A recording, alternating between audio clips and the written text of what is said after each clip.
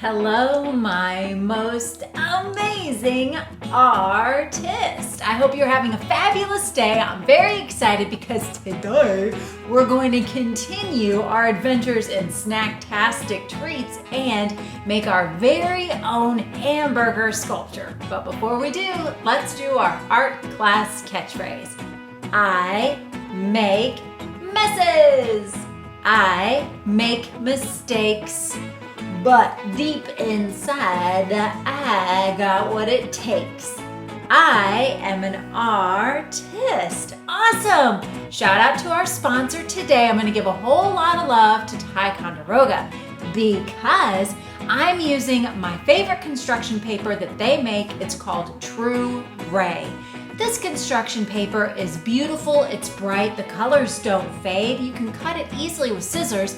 Sometimes construction paper has this way of tearing or falling apart and fading, and that True Ray. Thank you, Ticonderoga, for giving me some amazing papers to construct my hamburger sculpture with.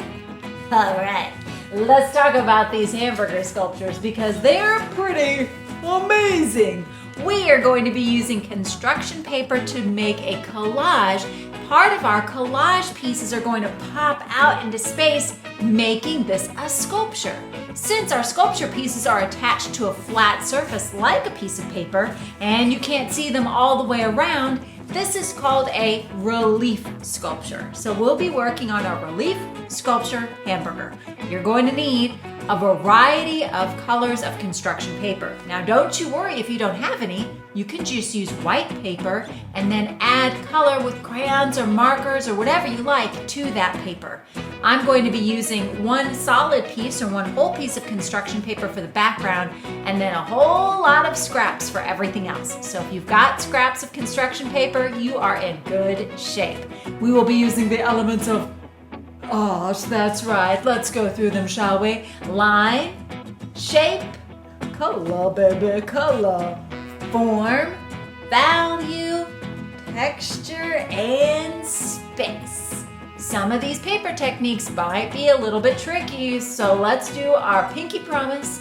That way we can have an awesome art time together.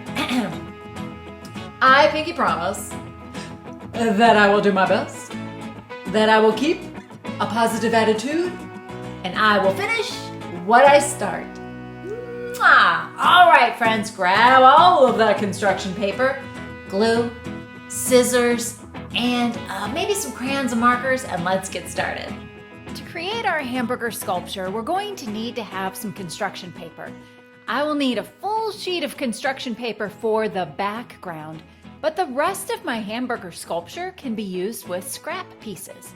So when you're deciding on what color you want to use for the background, think about something that will contrast nicely with your hamburger.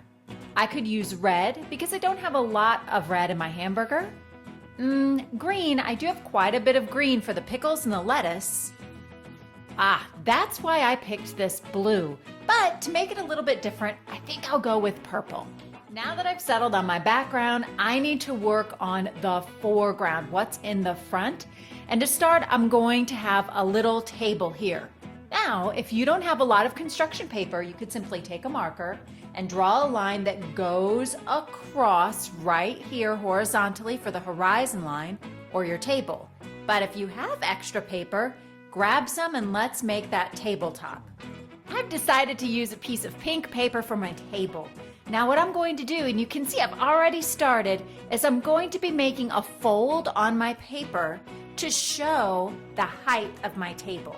So you can see my table's not very tall, about the length of your finger. You could use your finger as a measuring guide, could even grab a pencil. I find that really helpful to make a little line right there. Oops, you can't really see it, can you? There it is. Now I'm gonna bring my paper up and fold it, and when I do, I'm making sure to match these two lines up together. This will make it so that my fold is nice and straight. Now that I've got that folded once, I'll unfold and suddenly I have this crease. This crease is going to act as my guideline to show me where to cut. Now, if you want to, you could take your crayons and decorate your table like I did mine with vertical lines. You could do polka dots. This is your time to get creative with your table. Maybe this time I'll make horizontal stripes. Next up, let's work on that plate. So again, you'll need to grab a color that's contrasting to the ones you've already used, meaning it's not the same, and it will also stand out nicely when you put your collage together. Something else to keep in mind is making sure to use a color of a plate that isn't going to be the same color as the bun of your hamburger. Otherwise, your hamburger will be camouflaged or blend right in. Okay, now that I've got this, I'm gonna go ahead and put some glue on the back. Just a little bit will do. I always put glue around the edges. We never need to put any glue in the middle. And I'm making the bottom of my paper match the bottom of my table. Give it a massage. Oh, paper likey. Ow. And now let's work on that plate. I've got this piece of yellow scrap paper here, and I think that's gonna work great for a plate, but this is looking a little bit too big.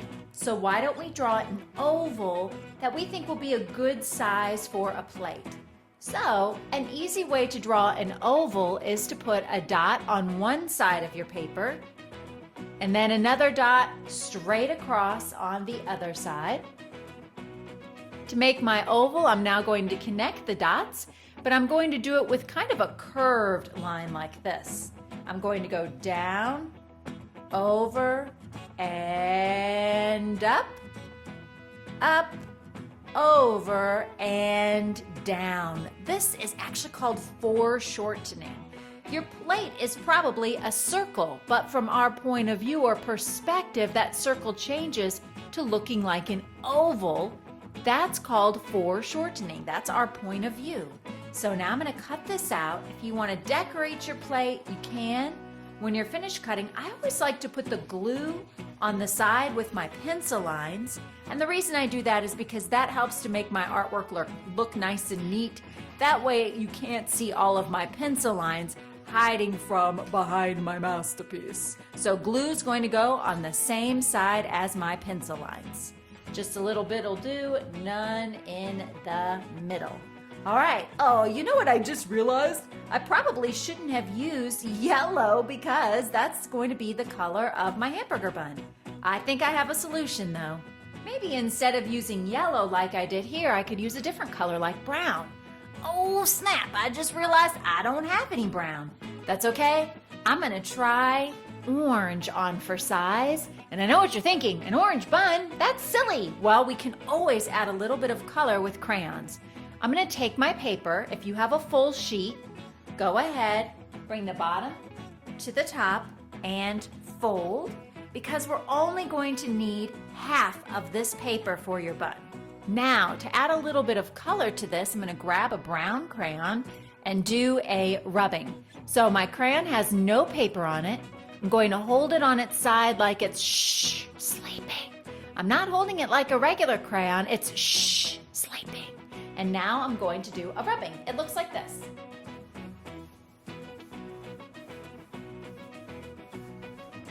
I'm pressing really hard with my crayon. I'm gonna move my papers out of the way, maybe that'll help.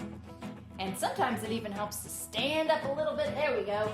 Put a little bit of your weight into it so you can start to see. If you could even slide a different texture underneath, that would be amazing. Now that I've got this texture done, I'm ready to start working on making this into a bun. All right, to make this into a bun, I don't want a little bun, I want it to be big. Everything is extra large today. So to do that, I'm going to start by making kind of a tall oval. I'm gonna make it as wide as this half-folded piece of paper. So I'll start on one side, make a polka dot, start over here, directly across, make another dot. I'm gonna go ahead and connect those two. And now I'll make the bottom of the bun with a line that goes down, over, and up. We're actually going to repeat those same steps, but a mirror image up here. Except I'm going to make the top of the bun go up a little taller before it comes back down. So I'm gonna go up, maybe have it dip a little bit in the middle. There we go. Awesome. Now, if you want to, you could add some sesame seeds to your bun. You don't have to, but it might make your artwork look a little bit more interesting and unique if you start to add more of these little details.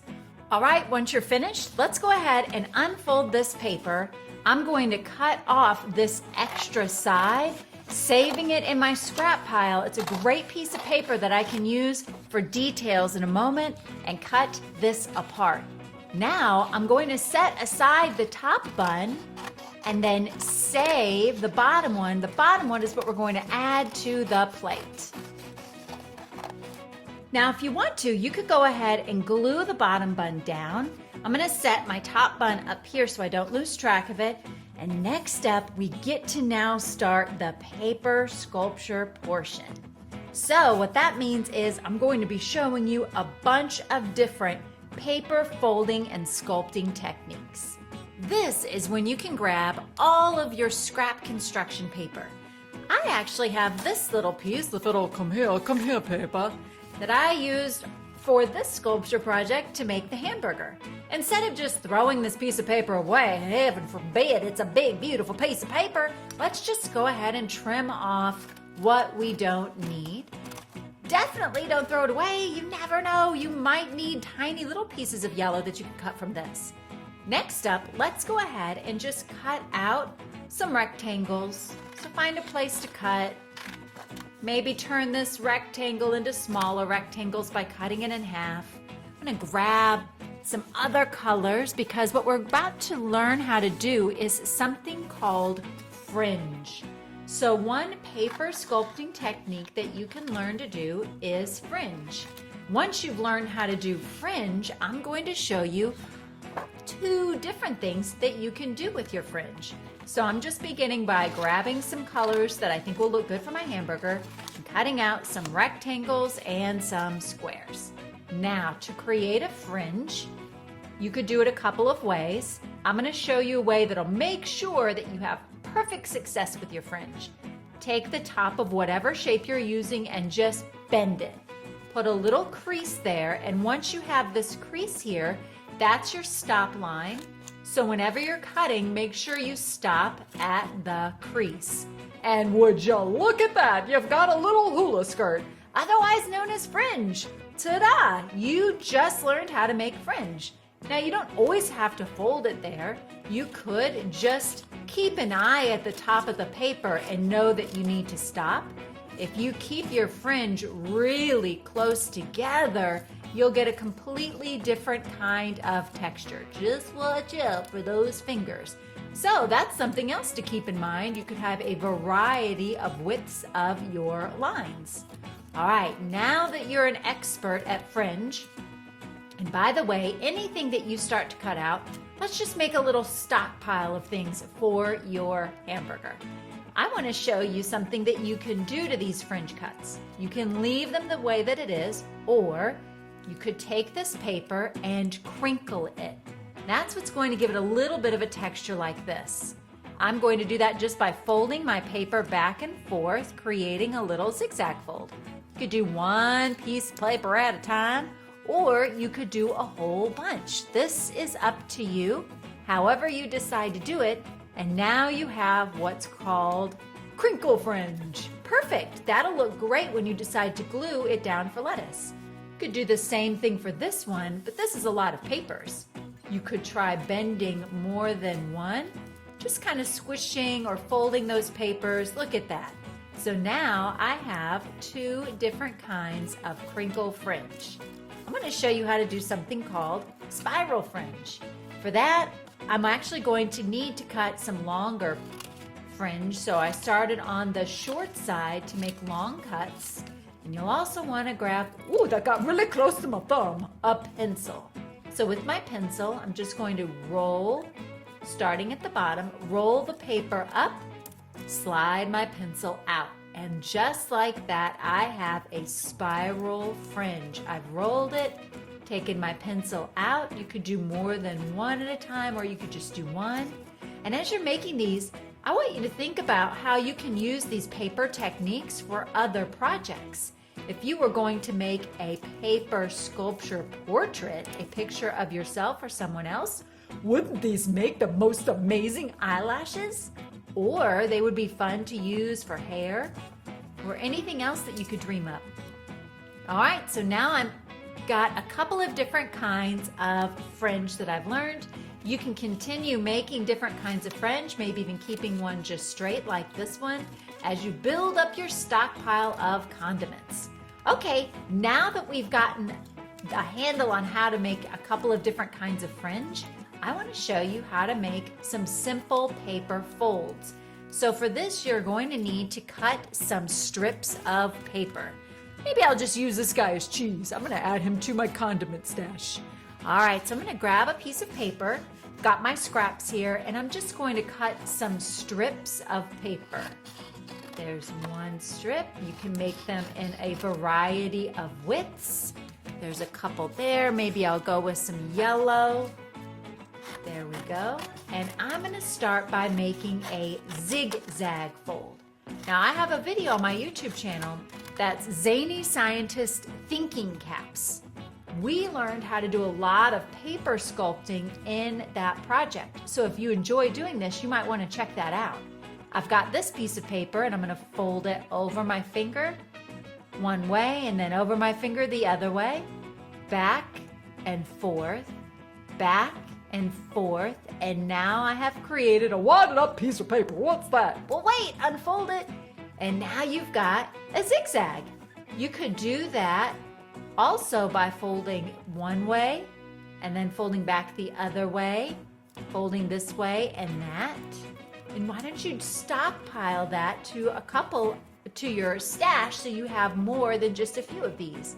You could even do that pencil trick that you did a moment ago by taking this and wrapping it around your pencil. There we go. Look at that. Now you have a couple of spirals to add. Sweet.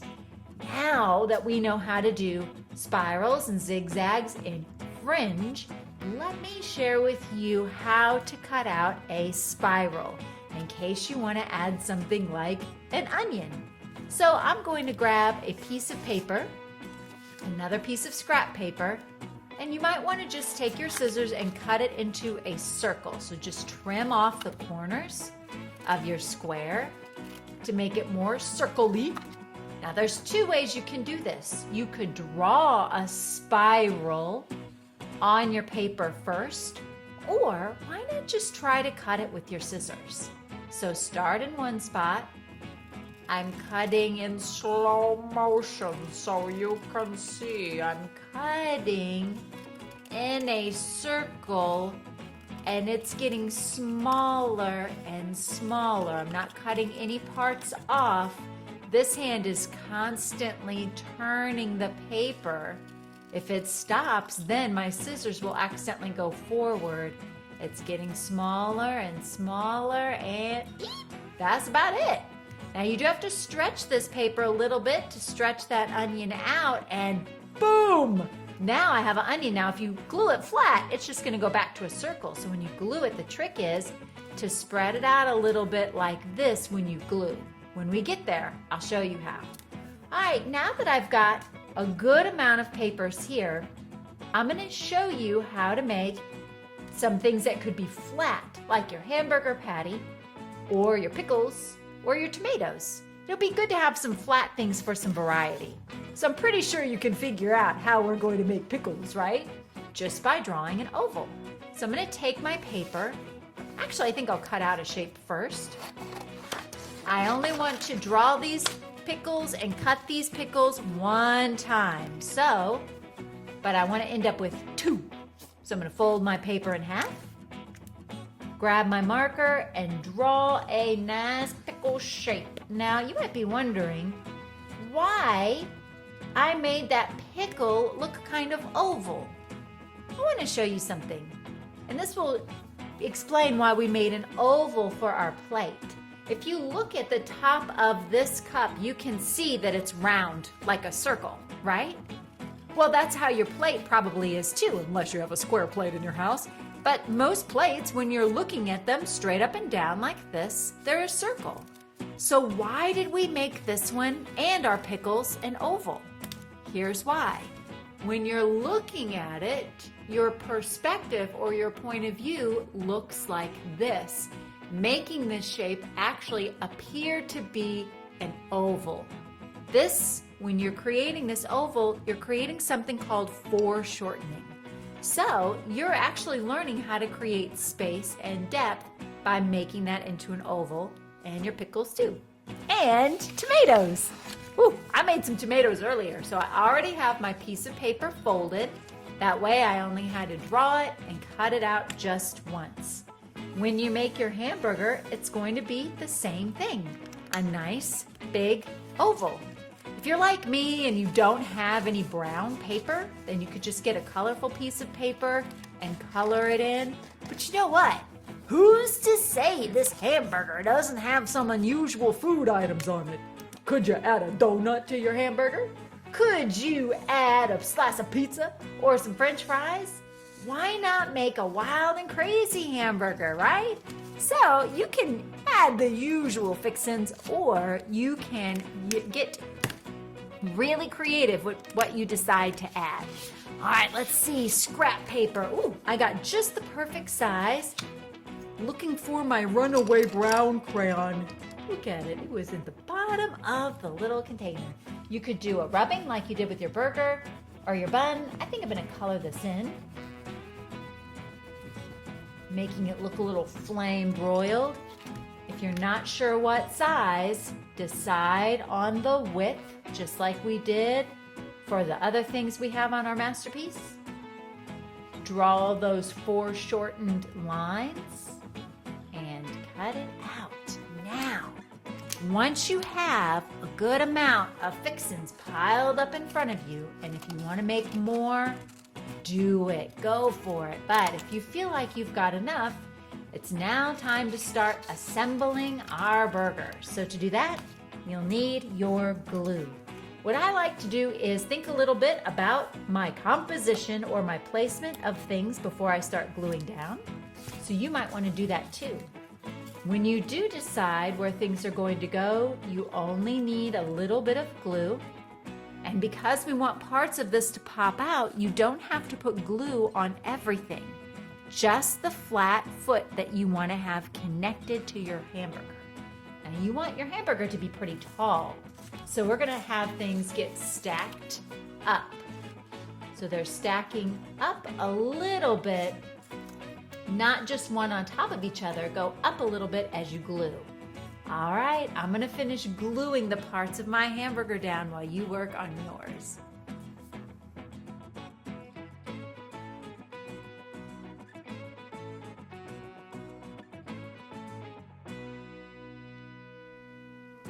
I think I'm pretty happy with my hamburger. Any places that you see some empty spots, you might want to squeeze a little piece of paper, or if you have any other fixings left, you can add them to add a little olive. You could always try cutting out a circle with a little red spot on top. I think that's what I'm going to do on mine. I hope that you had so much fun working on your hamburger sculpture, or black bean sculpture is what I've got here.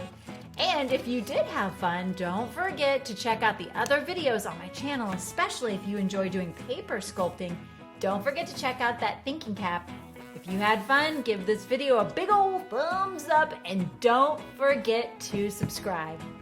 Oof, I've got to add that little tiny red spot right there, the little tiny spot, and masterpiece complete. Thanks guys for joining.